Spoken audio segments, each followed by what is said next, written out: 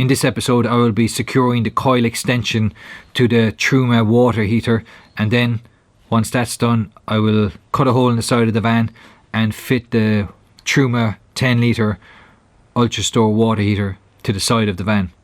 So the reason you have to cut a hole is because the water heater runs on gas and electric, so it runs on 240 volt, and you can also run it from your gas that you have under the van, and that will then allow you to either run it off grid on gas or you can run it on 240 electricity.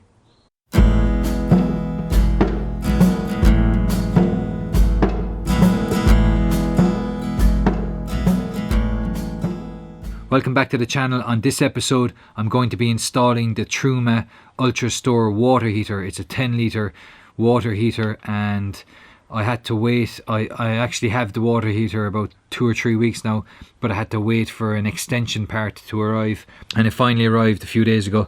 So now today I'm going to give it a go, mounting the extension coil and then fitting the water heater into the side of the van. I think that's right. 12 volt. Yeah, anyway. So here's the extension coil that arrived the other day, and what it is this Truma heater is designed for caravans, so it's not designed for cargo vans. So if you look closely you can see the depth of the coil that's on the water heater is maybe 35-40 mil, and then when you look at the van, you can clearly see the depth of that is much deeper from here to the actual side of the van. It's much deeper. That's much deeper than this. So they've come up with this extension coil that you actually mount onto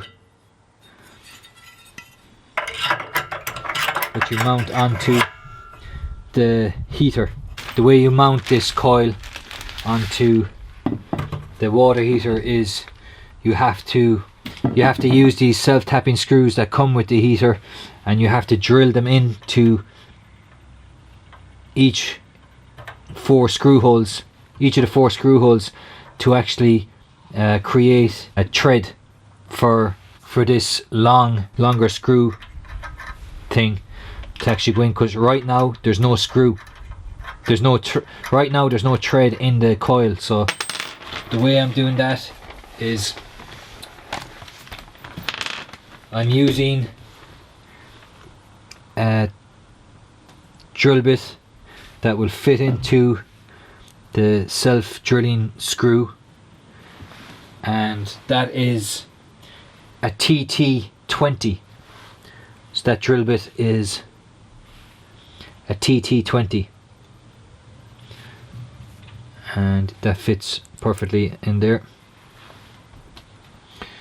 So then what you do is you drill it out.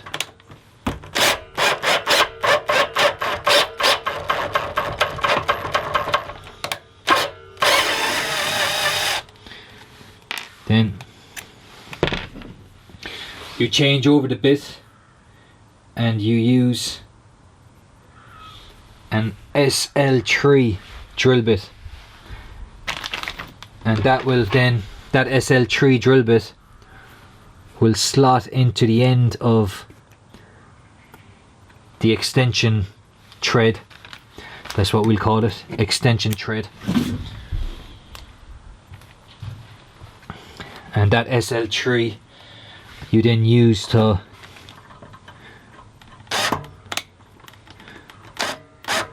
fit in the extension thread, and that's it. I'm going to use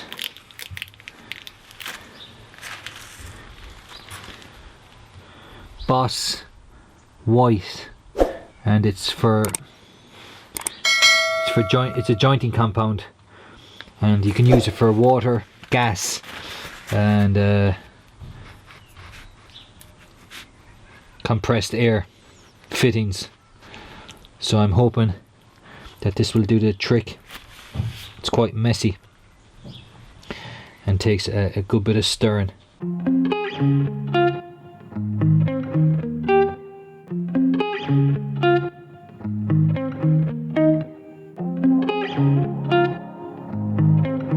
So I'm going to use this compound to make sure this fits. That's the way it's going to go on. Then I'm going to put a washer on each extension bolt, we call it. So that's the wrong way. It's the right way.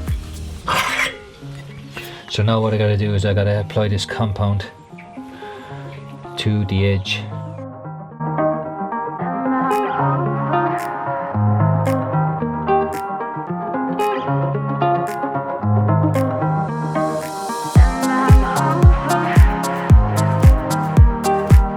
I forgot to record the audio for this section, so what I'm doing here is I'm using the pliers to tighten the bolts and then tighten the cowl to the water heater.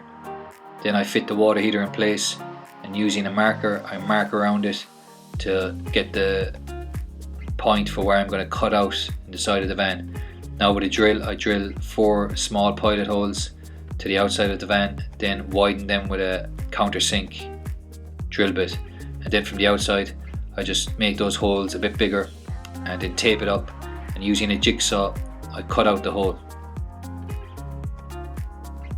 Once the hole was cut out, I went to the inside of the van and I hoovered up any metal shavings that were lying around, and it's important to do this because if you leave the metal shavings lying around they will become rusty and they will cause rust to your van, so that's very important to do that. And then I offered up the water heater to the outside of the van, and then I placed the cowl plate up on to the outside of the van, and then I marked out for the pressure release valve, and then I made some final adjustments to the cowl opening, and I slightly widened the hole so it would fit through, and it was a nice snug fit. And then once that was all fitting okay, I then filed it down and I gave it a coat of hammerite to protect it from any rust.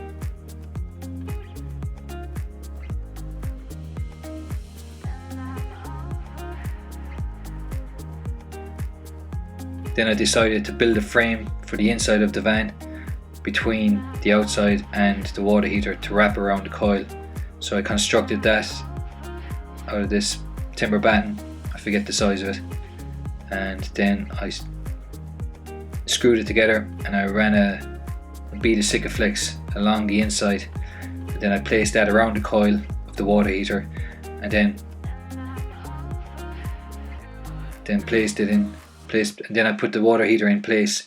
So then you had a wooden frame between the outside of the van and the water heater. Then I ran a bead of Sikaflex around the outside of the van, around the opening and around the pressure release valve, and I placed the coil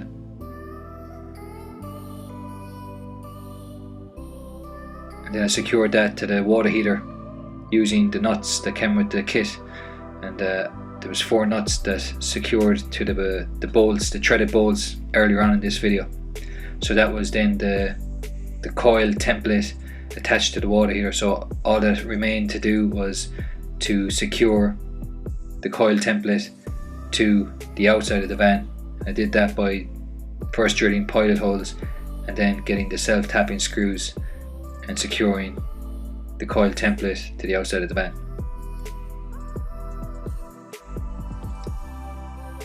Or maybe it's a coil plate.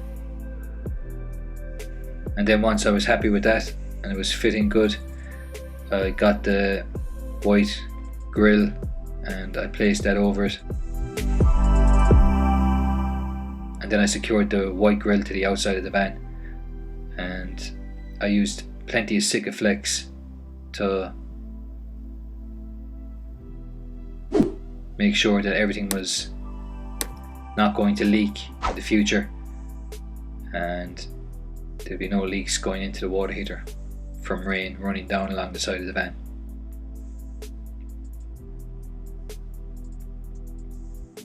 Then I cleaned up the excess Sikaflex, and that was it. That was the water heater fitted to the side of the van.